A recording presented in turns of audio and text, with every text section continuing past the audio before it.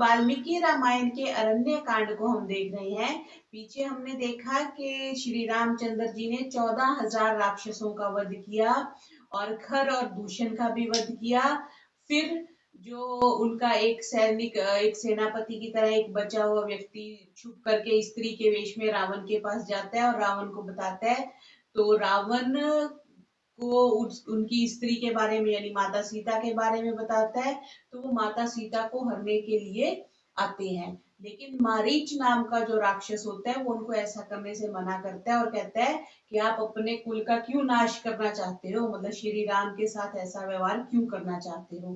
तो ऐसा मारीच के समझाने बुझाने पर वो जो दशाग्रीव लंकापुरी को लौट जाते हैं, रावण लंका को लौट जाते हैं और अपने श्रेष्ठ महल में प्रविष्ट होते हैं। यहाँ तक हमने कल देखा था। आज हम 22वें सर्ग से प्रारंभ कर रहे हैं। आज हो गया 22वें सर्ग वाल्मीकि रामायण का। शूर्पणखा का रावण को सीता हरण के लिए उकसाना। अब मारीच के समझाने पे तो जो रावण थे वापिस चले गए। अब शूर्पणखा अपना कार्य करेगी, तो यहाँ से ये सर्ग प्रारंभ हो रहा है। ततः शूर्पणखा दृष्ट्वा सहस्राणि चतुर्दश हतानयकेन रामेण रक्षसां भीमकर्मणां दूषणं च खरं चैव हतं त्रिशीर्षा सह जगाम परम उद्विग्ना लंका रावण पालिताम्। जब शूर्पणखा ने देखा कि खर और दूषण और त्रिशिरा सहित 14 सहस्र भयंकर और क्रूर कर्म करने वाले राक्षसों को युद्ध में अकेले श्री राम ने मार दिया है, तब तो वह बहुत घबरा गई और अपने भाई रावण द्वारा रक्षित लंका की ओर प्रस्थान किया। साददर्श विमानाग्रे रावणं दीपत तेजसं उपविष्टं सचिवै मरुर दीभ्रीव वासवम्।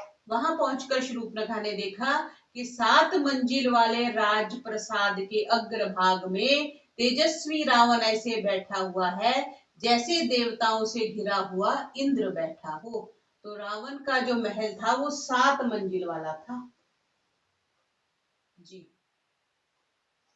रावणं शत्रु हंतारं मंत्रिभिः परिवारितम् अभिगम्य ब्रवीदाख्यं राक्षसी भय विहला।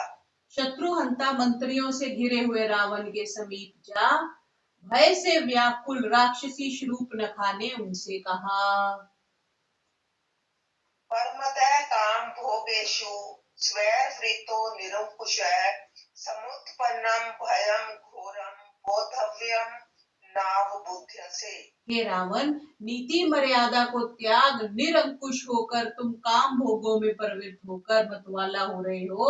अतः राक्षस जाति पर जो घोर संकट इस समय उपस्थित हुआ है, जिसे तुम्हें जानना चाहिए, तुम उससे सर्वथा असावधान हो।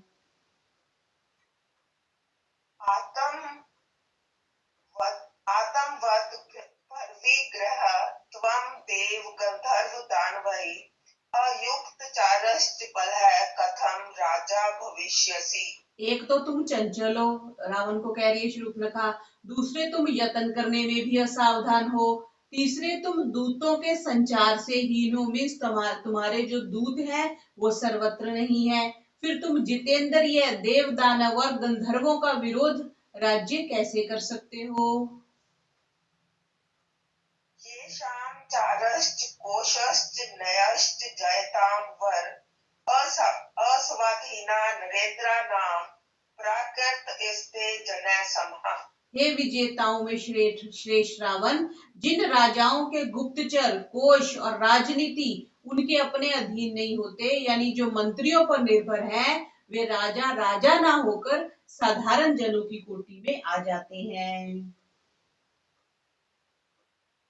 यस्मात् पश्यन्ति दूरस्थान् सर्वार्थनथान् नराधिपा चारेण तस्मादुच्यन्ते राजानो दीर्घचक्षुषा। राजा लोग दूर देशों के समस्त वृत्तांतों को गुप्तचरों के द्वारा जानते रहते हैं, इसलिए उन्हें दीर्घ चक्षु कहते हैं। दीर्घ चक्षु मीन्स लंबी आंख वाला, दूर से देख लेते हैं। अयुक्तचारं मन्ये त्वां प्रकृते सचिवृतं सब जनम तु जनस्थानं हतं यो न बुध्यसे। साधारण बुद्धि वाले मंत्रियों से घिरे हुए तुम्हारा कोई गुप्तचर विभाग भी दिखाई नहीं देता, इसलिए जन स्थानवासी अपने कुटुंबियों के वध का समाचार भी तुम्हें ज्ञात नहीं है। ऐसा शूर्पणखा श्री रावण से बोल रही है। चतुर्दश सहस्राणि रक्षसां क्रूर कर्मणां हतानयकेन रामेण खरश्च सह दूषणः। खर और दूषण सहित 14 सहस्र क्रूर कर्मा राक्षसों को अकेले श्री राम ने मार डाला। ऋषीणाम् अभ्यं दत्तं कृतक्ष एमाश्च दण्डका कर्षितं च जनस्थानं रामेण अक्लिष्ट कर्मणा। इतना ही नहीं, धर्मात्मा राम ने जन स्थान का विध्वंस कर दंडक वन को आतंक रहित कर दिया है और ऋषियों को अभय प्रदान किया है। इसलिए राक्षसों को मारा था ना कि ऋषि जो है वो निर्भय होकर अपना यज्ञ साधना वो कर सके। तो वो कह रही है कि उसने तो दंडक वन को आतंक रहित कर दिया, क्योंकि सारे राक्षस तो वहां के मार दिए। त्वं तु लुब्धः परमश्च प्रार्थीनश्च रावण विश्यस्वै समुत्पन्नं भयं यो नाव बुध्यसे। हे रावण, तुम काम लोलुप मद मत और पराधीन होने के कारण अपने राज्य के ऊपर आए हुए संकट को भी नहीं समझते हो। ऐसा शूर्पणखा रावण को चेतावनी दे रही है। नान उत्तिष्ठति कार्याणि भयेषु न बिभ्यति च क्षिप्रं राज्य अच्युतो दीन सत्रेनो तुल्यो भविष्यति। जो राजा अपने कर्तव्य का यथावत पालन नहीं करता और भय उपस्थित होने पर उसका प्रतिकार नहीं करता, ऐसा भाग्यहीन राजा शीघ्र ही राजा जो है वो राज्य से च्युत हो जाता है। प्रजा की दृष्टि में वह तिनके के समान तुच्छ हो जाता है, उसको मतलब उसका कोई भी अस्तित्व नहीं रह जाता। ततः शूर्पणखां क्रोधां कुर्वन्तीं परुषं वचः अमात् मध्ये संक्रुधा परिप्रच्छ रावणः। तदनंतर क्रोध में भरकर कठोर वचन कहने वाली शूर्पणखा से मंत्रिमंडल के मध्य वर्तमान रावण ने अत्यंत क्रुद्ध होकर पूछा, कस्यच रामः कथं वीर्यः किं रूपं किं पराक्रमः किमर्थं दंडकारण्यं प्रविष्टः स दुरासदम्। यह राम कौन है? देखो रावण को पता था, फिर भी क्योंकि मंत्रिमंडल में आके शूर्पणखा ऐसे बोल रही है तो रावण उससे अनभिज्ञ के पूछ रहे हैं, यह राम कौन है, इसका बल किस प्रकार का है, उसका रूप और पराक्रम कैसा है, और वह इस दुर्गम दंडक वन में क्यों आया है। ऐसा रावण शूर्पणखा से पूछते हैं। इत्युक्तो राक्षसेन्द्रेण राक्षसी क्रोध मूर्छिता ततो रामं यथा तत्व अमाख्यातुमुपचक्रमे। राक्षस राज रावण के ऐसा पूछने पर क्रोध से मूर्छित शूर्पणखा ने राम का यथार्थ वृत्तांत कहना आरंभ किया। दीर्घबाहुर विशालाक्षी कृष्णाजिनाम्बरः कंदर्प समरूपश्च रामो दशरथ आत्मजा। दशरथ नंदन जो श्री राम है वो दीर्घ बाहु है, मीन्स उनकी भुजाएं बड़ी लंबी लंबी हैं, विशाल नेत्र हैं, चीर और काले मृग का चर्म धारण किए हुए हैं और वे कामदेव के समान सुंदर हैं। कंदर्प समरूपश्च रामो दशरथ आत्मजा, जो श्री राम है वो इतने सुंदर हैं। भ्राता चास्य महातेजा गुणतस्तुल्य विक्रमः अनुरक्तश्च भक्तश्च लक्ष्मणो नाम वीर्यवान। उनका छोटा भाई लक्ष्मण जो है वो अत्यंत पराक्रमी और महातेजस्वी है। गुण और पराक्रम में वह अपने भाई के तुल्य ही है, वह उसका भगत और अनुरक्त है। महर्षि दुर्जयो जेता विक्रांतो बुद्धिमान बलि रामस्य दक्षिणो बाहुर्नित्यं प्राणो बहिश्चरः। वह लक्ष्मण क्रोधी, दुर्जय, विजयी, पराक्रमी, बुद्धिमान और बलवान है। वह राम का दाहिना हाथ और शरीर से बाहर रहने वाला राम का प्राण ही है। यानी उन दोनों में इतनी एकता है, जैसे प्राण को अपने शरीर से अलग नहीं किया जा सकता, ऐसे ही राम लक्ष्मण को अपने से अलग नहीं करते। रामस्य तु विशालाक्षी पुनरेन्दु सदर्शानना धर्मपत्नी प्रिया भर्तुर नित्यं प्रीहते रता। पूर्णमासी के चंद्रमा के समान मुख वाली, विशाल नेत्रों वाली, सदा पति के हित में रत रहने वाली श्री राम की धर्म पत्नी उन्हें अत्यंत प्रिय है। नैव देवी न गंधर्वी न यक्षी न च किन्नरी नैवं रूपा मया नारी दृष्ट पूर्वा महीतले।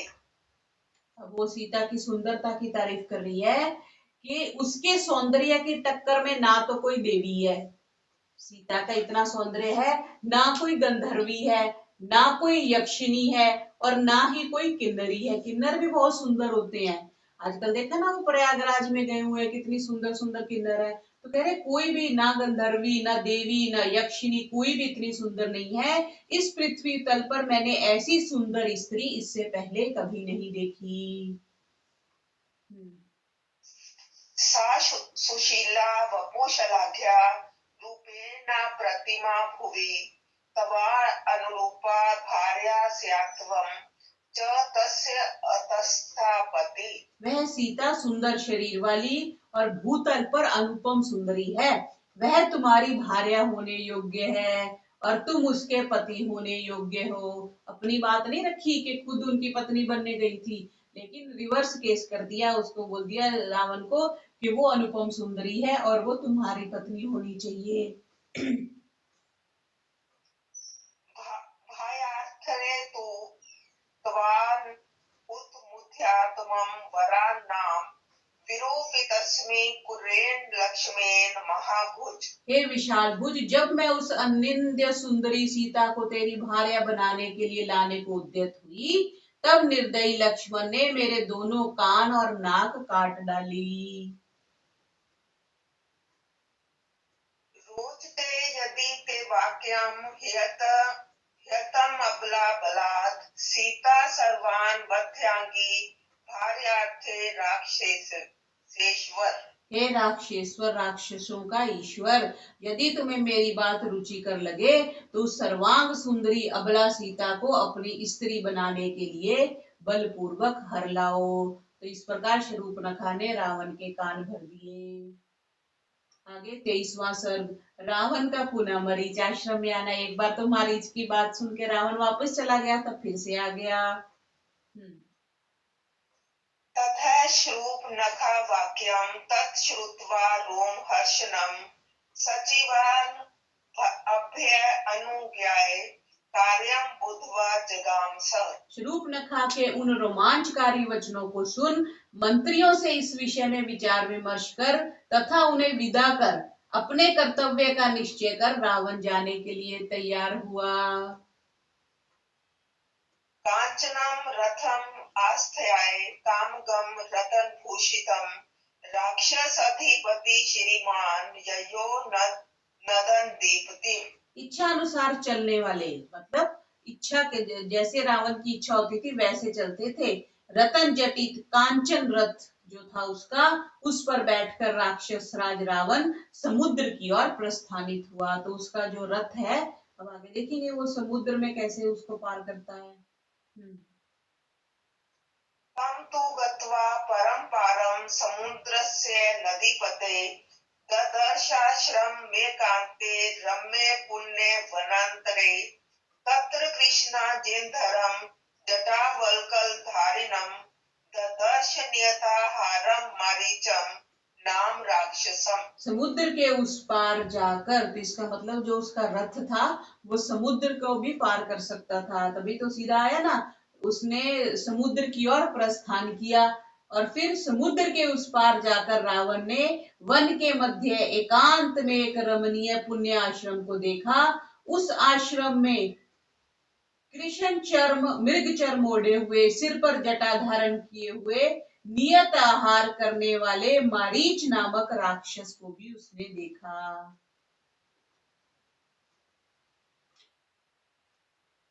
स रावणा समागम्य विधिवतेन रक्षसा अर्थोपहत्या वाचा मारीचो वाक्यम ब्रवीत।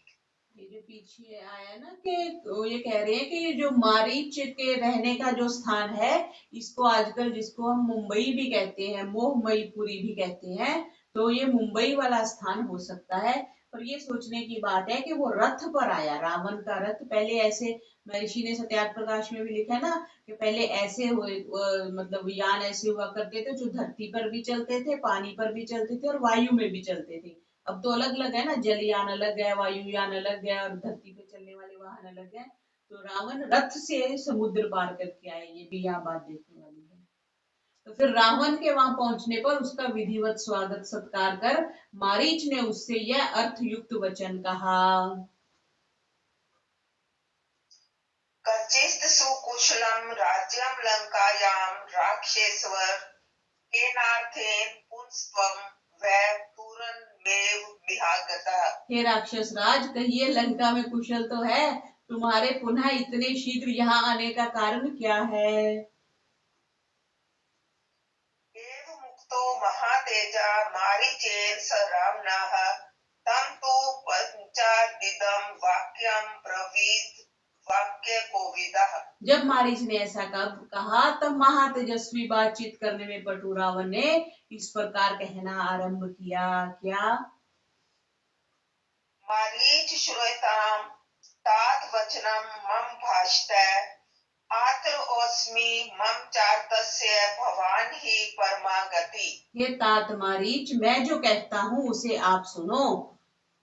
तात मारीच कहा है यहाँ पे उसको, इस समय मैं बहुत दुखी हूँ और इस समय आप ही मेरे एकमात्र आश्रय हैं।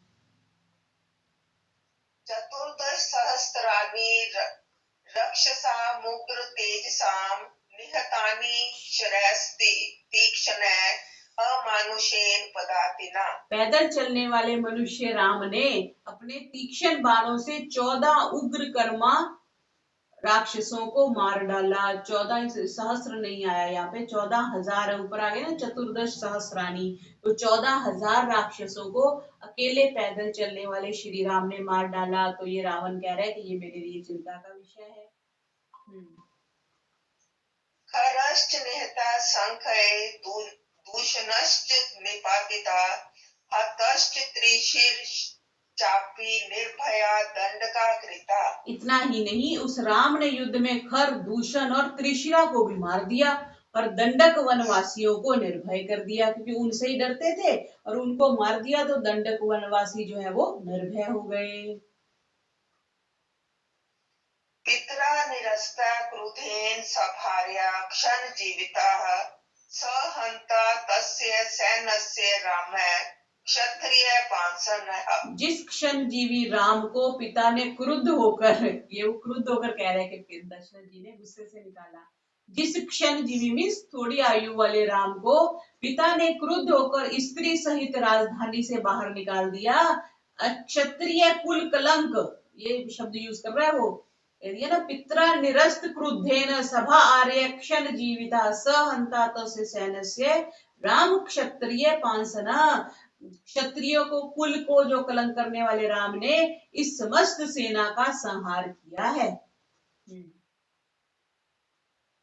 दुशील कर्कश तीक्ष्णो मूर्खो लुब्धो जितेन्द्रिय त्यक्त्वा धर्म अधर्मात्मा भूतान महिते रतः। वह चरित्रहीन, कर्कश, तीक्ष्ण स्वभाव वाला, मूर्ख, लोभी और अजितेंद्रिय है। धर्म को त्याग कर वह अधर्मात्मा सदा प्राणियों का अहित किया करता है। ऐसा रावण गलत शब्द यूज कर रहा है श्री राम के लिए। येन वैरम विनारण्ये सत्वम् आश्रित्य केवलम् करन्नासापहरणा अभद्गिनी में विरूपिता। उसने बिना वैर ही केवल अपने बल के घमंड में मेरी बहन की नाक और कान काटकर उसे कुरूप बना दिया है। तस्य भार्यां जनस्थानां सीतां सुरसुतोपमां आनिष्यामि विक्रम्य सहायस्त्र मे भव। इसके बदले में देव कन्या के तुल्य कमनीय कांति वाली उसकी भार्य सीता को उठा लाऊंगा। आप इस कार्य में मेरी सहायता करें। मारीच को रावण ये कह रहा है। वीर्य युद्धे च दर्पे च न हास्ति सदृश तव उपायशो महान शूर सर्व माया विशारद। पराक्रम में, युद्ध में, मान मर्दन में तुम्हारे सदृश कोई और नहीं है। तुम उपाय जानने वाले, शूरवीर, माया विशारद, रूप और बोली बदलने में पंडित हो। बोली बदलने आजकल भी होता है ना, कई बच्चे कुत्ते की आवाज निकाल लेंगे, बिल्ली की निकाल लेंगे। तो ऐसे ही वो कह रहे हैं कि तुम बोली बदलने में तुम जो है वो प्रसिद्ध हो।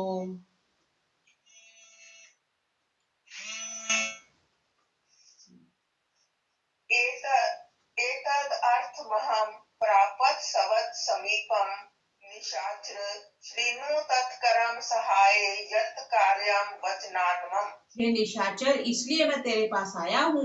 अब तुम्हें मेरी जो सहायता करनी पड़ेगी वह बताता हूँ, सुनो। तो रावण पूरी प्लानिंग से आया था, वो मारीच को बता रहा है। सौवन स्वं मृगो भूत्वा चित्रो रजत बिन्दुभिः आश्रमे तस्य रामस्य सीतया प्रमुखे च। तुम रजत चांदी के बिंदुओं से चित्रित सोने का मृग बनकर राम के आश्रम में जाकर सीता के समक्ष विचरो। तो उसको बताया कि तुम अपना रूप बिगाड़ करके और सीता के सामने चले जाओ। त्वां तु निसंशयं सीता दृष्ट्वा तु मृगरूपिणां गृह्णामीति भर्तारं लक्ष्मणं चाभिधास्यति। मृग रूपधारी तुम्हें देखकर सीता निश्चय ही अपने पति राम और देवर लक्ष्मण से कहेगी कि इस हिरण को पकड़ लाओ। ततस्तस्य उर्पाये तु शून्ये सीतां यथा सुखं निराबाधो हरिष्यामि राहुश्चंद्र प्रभामिव। जब राम लक्ष्मण तुझे पकड़ने के लिए आश्रम से दूर चले जाएंगे, तब मैं उस आश्रम में जा बिना किसी बाधा के सुख पूर्वक सीता का उसी प्रकार अपहरण करूंगा जैसे राहु चंद्रमा की प्रभा का अपहरण करता है। जब चंद्रमा को ग्रहण लगता है ना, तो वो ऐसा मानते हैं कि राहु का इफेक्ट आता है उस पर। तस्य राम कथां श्रुत्वा मारीचस्य महात्मना शुष्कं संभव दत्रं परित्रस्तो बभूव। रावण के मुख से महात्मा राम की ऐसी चर्चा सुन के मारीच का मुख सूख गया, क्योंकि मारीच पहले भी बता चुका था, भाई तुम्हारे कुल का नाश हो जाएगा श्री राम से पंगा लोगे तो उसका मुख सूख गया और वो भय से संत्रस्त हो गया। उसको डर तो लगना स्वाभाविक था कि कितना बड़ा गलत काम रावण कर रहा है। आगे 24वें में आएगा, फिर मारीच जो है वो हितोपदेश दे रहा है। तो वो पिता समान था रावण का, इसलिए वो रावण को फिर बता रहा है क्या। तच्छ्रुत्वा राक्षस इंद्रस्य वाक्यं वाक्य विशारदः प्रत्युवाच महाप्राज्यो मारीचो राक्षसेश्वरम्। महाप्राज्य राक्षस राज रावण की बातों को सुनकर बातचीत करने में चतुर मारीच ने कहा, सुलभा पुरुषा राजन सत्तम प्रियवादिना अप्रियस्य तु पथस्य वक्ता श्रोता च दुर्लभा। हे राजन, संसार में निरंतर प्रिय बोलने वाले लोग सदा सुलभ हैं, परंतु कहने में अप्रिय किंतु वास्तव में हितकारी वचनों के कहने और सुनने वाले लोग संसार में दुर्लभ हैं। मीठा तो बोल देते हैं लेकिन वो प्रिय नहीं होता। तो वो कह रहे हैं कि जो तो हितकारी है, हमारे लाभ के वचन हो और लेकिन सुनने में मीठे नहीं हो, ऐसे कहने वाले लोग बहुत कम होते हैं। न नूनं बुद्ध्यसे रामं महावीर्यं गुणोन्नतम् अयुक्तचारश्च परो महेंद्र वरुण उपमम्। गुप्तचरों की नियुक्ति न करने, चंचल स्वभाव के कारण महाप्रकर्मी श्रेष्ठ गुण वाले इंद्र तथा वरुण के तुल्य राम को आप निश्चय से नहीं जानते। न च पित्रा परित्यक्तो न मर्यादा कथंचन न लुब्धो न च दूषिलो न च क्षत्रिय पांचन। जो रावण ने पहले गलत शब्द यूज किए थे ना श्री राम के लिए, अब उनको काट रहा है। मारीच क्या कह रहा है कि ना तो श्री राम को उनके पिता ने निकाला है, ना वे किसी प्रकार की मर्यादा से हीन है, ना वह लोभी है, ना वह आचारहीन है, और ना ही क्षत्रिय कुल कलंक है, जैसा तुमने पहले कहा है। न च धर्म धर्म गुणहीन कौसल्या नंद वर्धना न तीक्ष्णो न च भूतानाम सर्वेश अमहिते रतः। कौशल्या के आनंद को बढ़ाने वाले राम धर्म और सद्गुणों से रहित नहीं है, ना वह उग्र स्वभाव है, ना वह प्राणियों को सताते हैं, अपितु वह तो सबके हितैषी हैं, सबका लाभ करने वाले हैं। न राम कर्कशतात न विद्वाना जितेन्द्रिय अनृतम दुश्रुतम चैव नैव त्वं वक्तुर्मर्हसि। हे रावण, राम ना तो कठोर हृदय है, ना मूर्ख है, ना अजितेंद्रिय है, और उनके विषय में तुमने जो अनर्गल प्रलाप किया है वह तुम्हें नहीं करना चाहिए। रामो विग्रहवान धर्म साधु सत्य पराक्रम राजा सर्वस्य लोकस्य देवानाम मध्वानि। राम धर्म की साक्षात मूर्ति है। देखो राक्षस भी उनकी तारीफ कर रहे हैं कि राम धर्म की साक्षात मूर्ति है, वह साधु स्वभाव और सत्य पराक्रमी है। जिस प्रकार इंद्र देवताओं के राजा है, उसी प्रकार राम जो है वो संपूर्ण लोक के स्वामी हैं। कथम त्वं तस्य वैदेहीं रक्षितां स्वेन तेजसा इच्छसि परसभं हर्तुं प्रभामेव विवस्वता। अपने पतिव्रत धर्म से स्वयं ही रक्षित और राम के तत्वाधान में सुरक्षित सूर्य की प्रभा के सदृश सीता को तुम बलात् कैसे हरण करना चाहते हो। तो एक तरह से वो मना कर रहा है कि ऐसा नहीं करना चाहिए। शराचीर्ष मनाघृष्यं चापखंड गेंधनम रणे राम अग्निम सहसा दीप्तम न परवेष्टुम त्वं हर्षि। असह्य बाण रूपी ज्वाला से युक्त, स्पर्श के अयोग्य धनुष और तलवार रूपी ईंधन से युक्त राम रूपी प्रदीप्त अग्नि में कूदने का दुसाहस करना तुम्हें उचित नहीं है। राम रूपी मीन्स जैसे तेज अग्नि है उसमें कोई कूदना नहीं चाहता, कूदना नहीं चाहिए, ऐसे वो बता रहे हैं कि श्री राम के जो एक प्रदीप्त अग्नि के समान है, स्पर्श के अयोग्य है, धनुष और तलवार रूपी ईंधन से युक्त है, ऐसी अग्नि में तुम क्यों कूदना चाहते हो। किम उद्धमिमं व्यर्थं कृत्वा ते राक्षसाधिप दृष्टाश्चेत्वं रणे तेन तदन्तं तव जीवितम्। हे राक्षस राज, तुम यह व्यर्थ का उद्योग क्यों करना चाहते हो। यदि तुम संग्राम में श्री राम के सामने पड़ गए तो फिर जीते नहीं बचोगे, ये मारीच स्पष्ट कह रहा है। जीवितं च सुखं चैव राज्यं चैव सुदुर्लभम् यदि इच्छसि चिरं भोक्तुं मा कृथा राम विपर्यम्। हे रावण, यदि तुम जीवन सुख दुर्लभ राज्य को चिरकाल तक भोगना चाहते हो तो राम से विरोध मत करो। परदाराभिम् आशतु नान्य पापदरं महत् भव सवदार निर्दय सब कुलम रक्ष राक्षस। हे रावण, संसार में पर स्त्री गमन से बढ़कर और कोई पातक नहीं है। पर स्त्री गमन करना सबसे बड़ा पाप है। अतः आप अपनी स्त्रियों से ही प्रीति करें और अपने कुल की रक्षा करें, ऐसा मारीच समझा रहा है। फिर आगे 25वें सर्ग में अब रावण का मारीच को धमकाना। अब रावण की तो क्योंकि काल आ गया ना उसके सिर पे, उसकी बुद्धि तो भ्रष्ट होगी, अब वो मारीच को आगे धमका रहा है और उसकी सहायता देने के लिए तैयार होना। मारीच बेचारा क्या करेगा, कमजोर है, बूढ़ा है। मारीचेन तो तद् वाक्यं श्रमं युक्तं निशाचरा उक्तो न प्रतिजग्राह मर्तुकाम इव औषधम। मारीच के युक्ति युक्त और शिक्षा प्रद वचनों को रावण ने उसी प्रकार ग्रहण नहीं किया जैसे मृत्यु के मुख में पड़ा हुआ व्यक्ति औषधि को ग्रहण नहीं करता। जब उसको पता है कि मर ही जाना है तो फिर वो दवाई नहीं खाता कि अब तो मौत आई गई। तो ऐसे ही रावण ने उसके शिक्षा प्रद वचनों को स्वीकार नहीं किया। तम पथ्य हित वक्तारम मारीचम राक्षसादधिपै अब्रवीत परुषम वाक्यम युक्तम काल चोदित है। उस समय काल से प्रेरित सन्निहित मृत्यु वाला रावण युक्ति युक्त और हितकारी वचन कहने वाले मारीच से कठोर और अनुचित वचन बोला।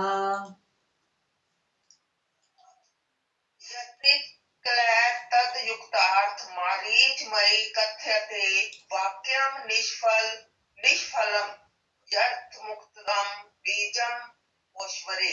हे मारीच, तूने मेरी इच्छा के विरुद्ध जो कुछ मुझसे कहा है वह उस भूमि में बीज बोने के समान मेरे लिए सर्वथा निष्फल है। जैसे बंजर भूमि में कोई बीज डाल भी दो तो उसका कोई असर नहीं होता। तो वो मारीच को कह रहा है कि जो तुमने ये मेरे को वचन सुनाए हैं, श्री राम के बारे में अच्छा बोला है, उनका मेरे पर कोई भी असर नहीं है। वद वाक्येन तु माम शक्यम भेतुम रामस्य संयुगे पापशीलस्य मूर्खस्य मानुषस्य विशेषतः। पापाचारी, मूर्ख और विशेषकर मनुष्य राम से संग्राम करने के लिए मुझे तुम इन बातों से रोक नहीं सकते। अवश्यम तु मया तस्य संयुगे खरधातिना प्राण प्रियतरा सीता हर्तव्या तव सन्निधो। हे मारीच, युद्ध में खर का वध करने वाले राम की उस प्राण प्रिय सीता का मैं तेरे ही सामने अवश्य हरण करूंगा। अब रावण तो दृढ़ हो गया कि मैं सीता का हरण करूंगा ही। एवं में निश्चिता बुद्धिर्हृदि मारीच वर्तते न व्यावर्तयतु शक्या सेन्द्र अपि सुरासुरै। हे मारीच, ये मेरा बुद्धि पूर्वक निश्चित हृदय का विचार है। मेरे इस विचार को सुर, असुर और यहाँ तक भी इंद्र भी परिवर्तित नहीं कर सकता। तो मैं सीता को हरूंगा तो हरूंगा ही। दोषं गुणं वा संपृष्टमेवं वक्तुमर्हसि अपायं वा अप्युपायं वा कार्यस्यास्य विनिश्चय। यदि मैं तुमसे सीता हरण के विषय में उपाय, अपाय, गुण, दोष आदि के विषय में पूछता तो तुम्हें पूछना चाहिए था। मैंने तो तुमसे पूछा ही नहीं। मैंने तुमसे ये कहा है कि मैं सीता का हरण करूंगा और तुम मेरी इसमें सहायता करोगे। तुमने करना चाहिए, नहीं करना चाहिए, ये तो मैंने तुमसे पूछा ही नहीं है। गुण दोषो न पृच्छामि श्रमं चात्मानि राक्षस असीमस्तु त्वं महाकृते साहाय्यं कर्तुमर्हसि। हे राक्षस, मैंने तुझसे गुण, दोष, हानि, लाभ की बात नहीं पूछी। मेरा तो यह कहना है कि सीता हरण रूपी इस महाकार्य में तुम मेरी सहायता करो। न चेत् क्रोशी मारीच हन्मि तवा मध्य वै एतत् कार्यं अवश्यं मे बलादपि करिष्यसि। हे मारीच, यदि तुम मेरा ये काम नहीं करोगे तो मैं आज ही तुम्हारा काम समाप्त कर दूंगा और तुम्हें मेरा यह कार्य अपनी इच्छा के विरुद्ध भी करना पड़ेगा। तो रावण एक प्रकार से मारीच को धमकी दे रहा है। आज्ञापतो अराधवद वाक्यं प्रतिकूलं निशाचरः अब्रवीत परुषं वाक्यं मारीचो राक्षस अधिपम्। रावण ने जब राज्याज्ञा के समान यह प्रतिकूल आज्ञा दी तब मारीच ने निर्भय हो उससे यह कठोर वचन कहे। केनायम् उपदिष्टते विनाशे पाप कर्मणा सपुत्रस्य सराष्ट्रस्य सामातस्य निशाचर। हे राक्षस, किस पापी ने तुम्हें यह उपदेश दिया है कि ऐसा गलत काम करो जिससे तुम अपने पुत्र, अपने राज्य, अपने मंत्रिमंडल सहित सर्वनाश को प्राप्त हो। मारीच स्पष्ट कह रहे हैं निर्भय होके कि किसने यह उपदेश दे दिया है, इससे तुम अपने पुत्र, राज्य और मंत्रिमंडल का सर्वनाश कर लोगे। सत्वया सुखिना राजान अभिन्दति पापकृत के नेदम पुष्टिजतम ते मृत्यु द्वारम उपायता। हे राजन, वे कौन पापी पुरुष है जो तुम्हें इस प्रकार सुखी देखकर प्रसन्न नहीं होते? किसने नीति पूर्वक तुम्हें यह मृत्यु का द्वार बताया है? ये मृत्यु का द्वार ही हो गया ना रावण के लिए। तो मारीच बोल रहा है उसको, अवश्यम विनश्यन्ति सर्वे रावण राक्षसा येषां त्वं कर्कशो राजा दुर्बुद्धिर जितेन्द्रिया। हे रावण, जिस राक्षसों का राजा तुम्हारे जैसा क्रूर स्वभाव, निर्बुद्धि और अजितेंद्रिय हो, वे राक्षस अवश्य ही नष्ट हो जाएंगे। तो वो स्पष्ट रावण को बोल रहा है कि तुम अजितेंद्रिय हो, निर्बुद्धि और क्रूर स्वभाव वाले हो, राक्षस तो अब नष्ट होंगे ही होंगे। तद इदं काकतालीयं घोरमासादितं मया अत्रैव शोचनीयस्त्वं ससैन्यो विनश्यसि। इस घोर कार्य में हाथ डालने से मैं तो बेमौत मारा ही जाऊंगा। मुझे इसका शोक नहीं, मुझे शोक तो इस बात का है कि तुम भी सेना सहित मारे जाओगे। मानिहत्यनु रामश्च न चिरातवां वधिष्यति अनेन कृत्योऽस्मि मुझे मारकर राम अविलंब ही तुम्हें भी मार डालेगा, इसलिए मैं शत्रु राम के द्वारा मारे जाने पर अपने को कृत्य समझता हूँ। इसका नीचे एक टिप्पणी भी दे रहे हैं कि हनुमान नाटक ने स्थिति का यूं चित्रण किया है कि रामादपि च मर्तव्यम रावणादपि उभयोरदि मर्तव्यम रामो न रावणः। राम से भी मरना है और रावण से भी मरना है, तो जब दोनों के हाथों मरना है तब राम के द्वारा मरना ही उत्तम है, रावण के द्वारा नहीं, क्योंकि राम के द्वारा मरकर इस लोक में भी यश मिलेगा और स्वामी रावण का कार्य भी संपन्न हो जाएगा। तो इस तरह से ये मारीच सोचता है कि ठीक है, राम जी के हाथों ही मर जाएंगे। दक्षिणादेव रामस्य हतं माम उपधार्य आत्मानं च हतं विद्धि हत्वा सीतां संबांधवम्। राम के सामने जाते ही मैं मारा जाऊंगा, यह निश्चित है, मारीच को कन्फर्म है। सीता हरण से तुम भी बंधु बांधवों सहित अपने आप को मरा ही समझो। आनिष्यसि चेत् सीता आश्रम सहितो मया नैव तमसि नाहं च नैव लंका न राक्षसः। मान लो यदि तुम मेरे साथ राम आश्रम से सीता को हर भी लाए तो भी मैं तुम सारी लंका और ये राक्षस सभी नष्ट हो जाएंगे। ये भी मारीच ने भविष्यवाणी कर दी। मुक्ता तो परुषम मारीचो रावणम ततः गच्छावेत्य ब्रवीद्विनो भयात् त्रिचित्रम प्रभो। रावण के इस प्रकार के कठोर वचन कहकर मारीच राक्षस राज रावण के भय से दीन हुआ बोला, अच्छा अब हम लोग चले। पहले तो सब बोल दिया, अब उसको पता है कि मैंने तो मर जाना है, तो बोलते ठीक है चलो। पर हृष्ट स्तव भवतेन वचनेन स रावणः परिष्वज्य सुसंश्लिष्टमिदं वचनम ब्रवीत्। मारीच के ऐसा कहने पर रावण अत्यंत प्रसन्न हुआ और उसका गाढ़ आलिंगन कर उससे यह वचन बोला,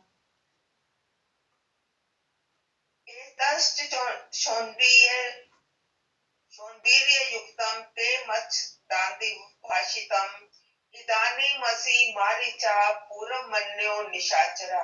हे मारीच, जब तुमने मेरे मन के अनुरूप वीरता पूर्वक बात कही है, अब तुम वस्तुतः मारीच बन गए हो। इससे पूर्व तो मैं तुम्हें एक साधारण राक्षस समझता था।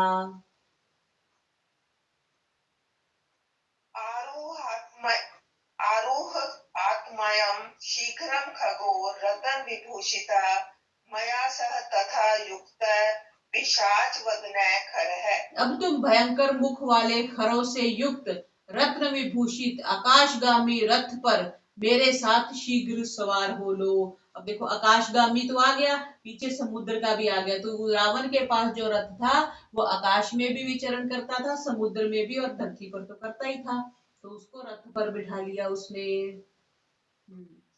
ततो रावण मारीचो विमानमेव रथम आरुहम ययतु शीघ्रम तस्माद आश्रम मंडला। तदंतर मारीच और रावण विमान के समान उस रथ पर सवार होकर उस आश्रम से शीघ्र ही चल पड़े।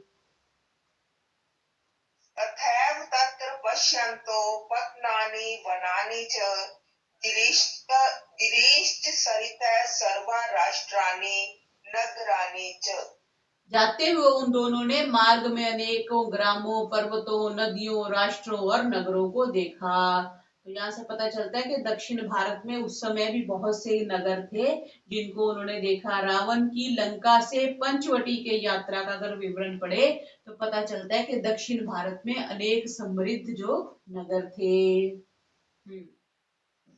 समेतय दंडकारण्यं राघवस्य आश्रमं तथा ददर्श सह मारीचो रावणो राक्षस अधिपः। दंडक वन में पहुंचकर राक्षस राज रावण और मारीच ने श्री राम के आश्रम को देखा। अमर्त्य रथा समाततः कांचन भूषणात् हस्ते गृहीत्वा मारीचं रावणो वाक्यं ब्रवीत्। उस स्वर्ण विभूषित रथ से नीचे उतरकर रावण ने मारीच का हाथ अपने हाथ में लेकर कहा,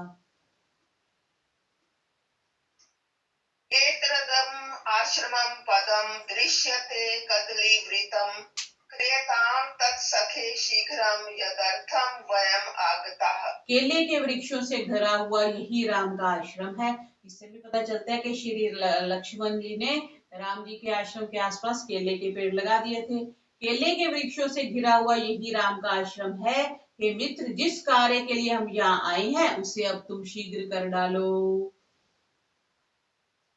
स रावण वचः श्रुत्वा मारीचो राक्षस तदा मृगो भूत्वा आश्रमद्वारी रामस्य विचारः। रावण की यह बात सुनकर राक्षस मारीच का अद्भुत मृग का रूप धारण कर राम आश्रम के द्वार पर घूमने लगा।